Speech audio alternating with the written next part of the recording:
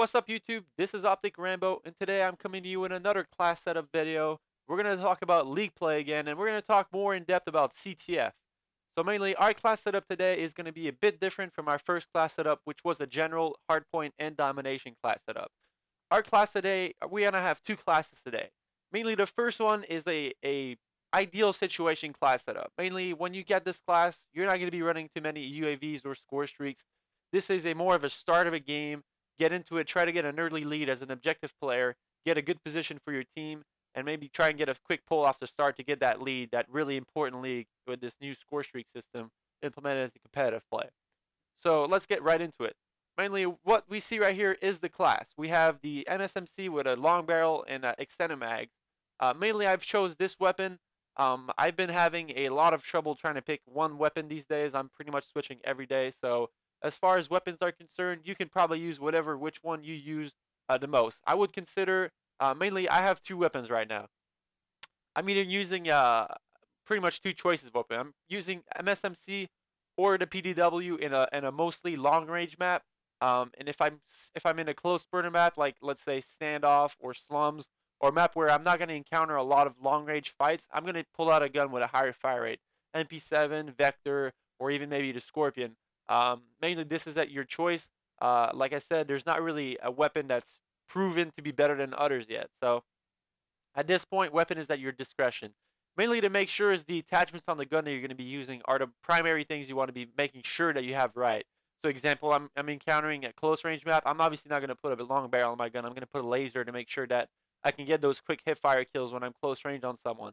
While if I'm encountering a longer range map and I have the possibility of having to encounter some certain gunfights at their flag of an AR player sitting in a Heglish at a few distance, to make sure you give yourself a chance at getting that gunfight when you want to have a barrel on it.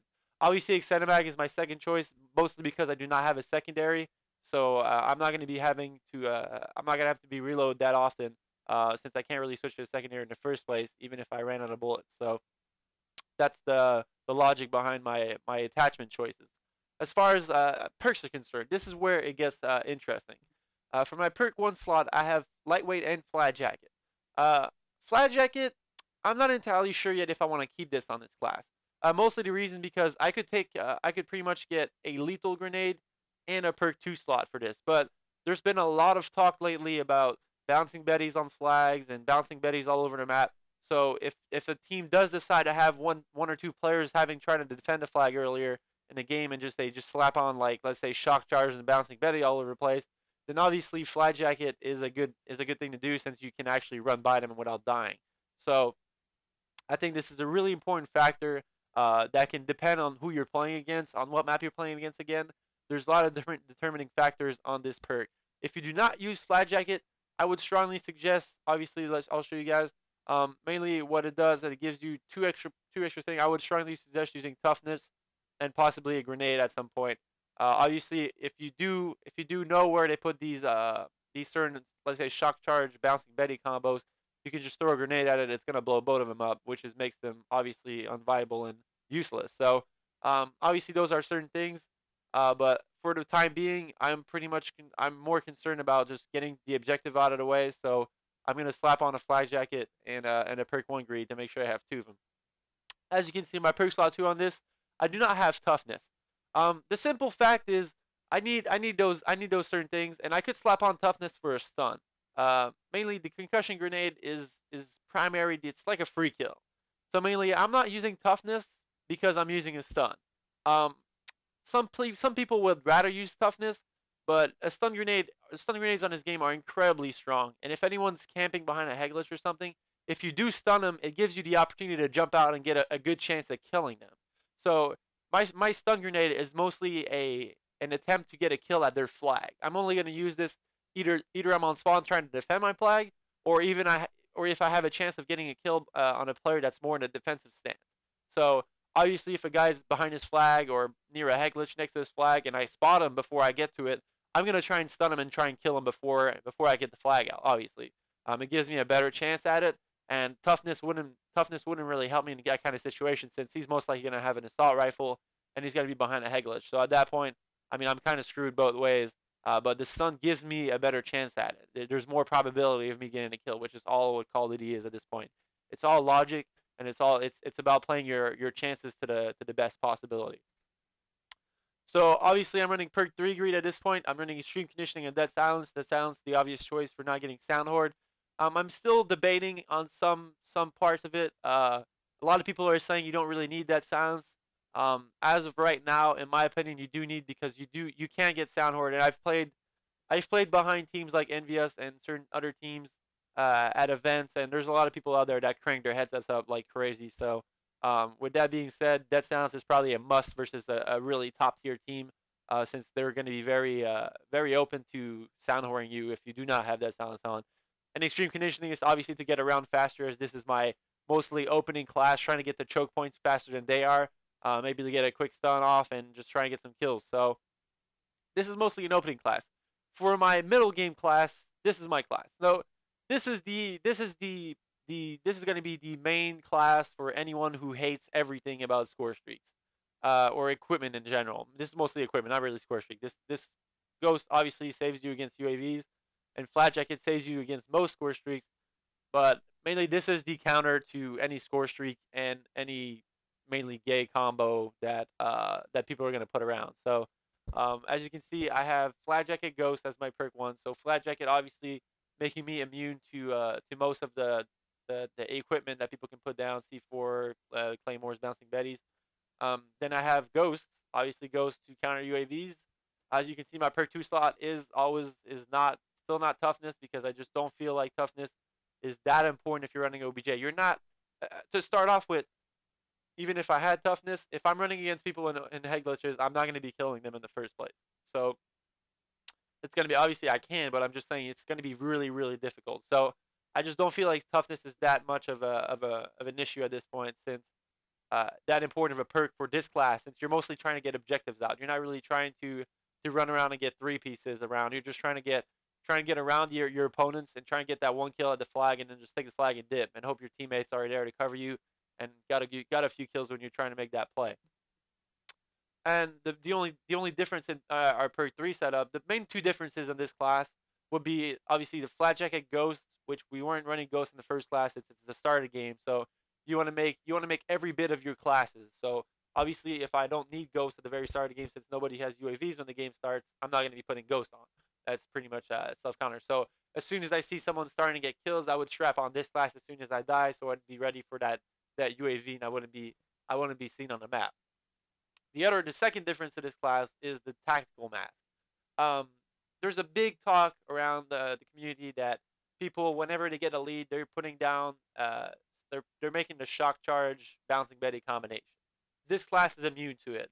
Mainly, if someone has a shock charge, obviously it's still gonna hit me, and it's still gonna make me appear on the player's. It's still gonna give the player hit markers as far as concerned for shock charges, and they still know where I am. But at least this will not make me stop. This will not hurt me. This will make me immune to that setup. And last but not least, the EMP grenade.